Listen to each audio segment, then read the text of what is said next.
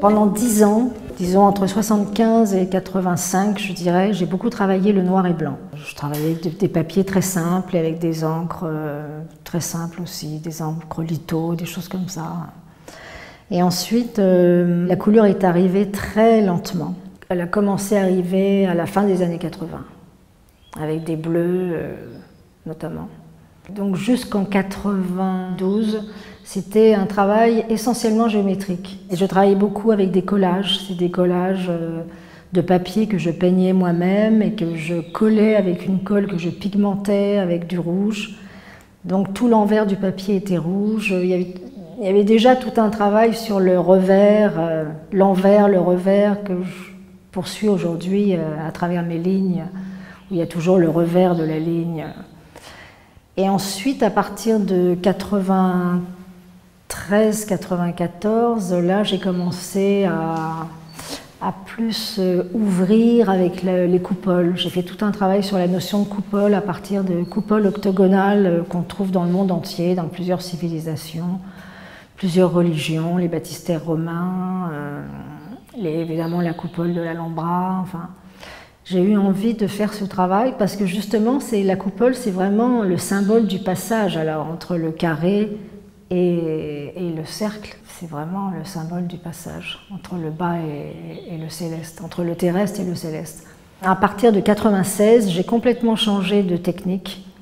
Et là, j'ai vraiment voulu peindre en dessinant. Donc j'ai utilisé de gros sticks à l'huile. Et j'ai dessiné directement sur de la toile brute des formes, disons au départ encore assez géométriques, ça s'inscrivait dans des sphères, alors c'est la période des chaosmos, des swiras, dont d'ailleurs il y a une des œuvres qui va être montrée au musée de Rabat, là, qui va bientôt ouvrir. Et ensuite, à partir de 2001, j'ai commencé à abandonner les formes de sphères pour m'ouvrir à des formes plus fluides liées à la fleur, et notamment la fleur de grenade.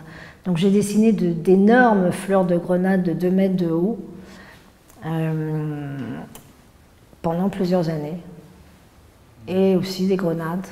Et cette période, c'était un peu pour moi, j'avais envie de faire aussi un lien au niveau de mon patrimoine culturel. C'est-à-dire que pendant très longtemps, mon patrimoine culturel, c'était à la fois les peintres occidentaux et puis les hommes qui ont travaillé, tous les Mallem qui ont travaillé pour l'architecture des médersas, des mosquées, des grandes maisons, des palais, etc. J'ai eu envie de m'approcher du travail des femmes marocaines. Or, les femmes marocaines, elles, c'était la broderie. La broderie, et il y a des chefs-d'œuvre de broderie. Il y a des petits mouchoirs, il y a des nappes, il y a des robes, des caftans qui ont été brodés par des femmes qui sont absolument extraordinaires.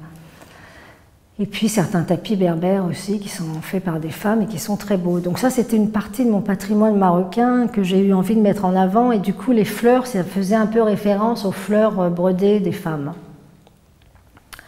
Et ensuite, donc, à partir de 2008-2009, j'ai abandonné le stick à l'huile pour travailler sur une peinture beaucoup plus fluide qui m'a entraînée dans une gestualité beaucoup plus forte, avec une ampleur que je n'avais pas avant dans le geste et que je continue encore aujourd'hui.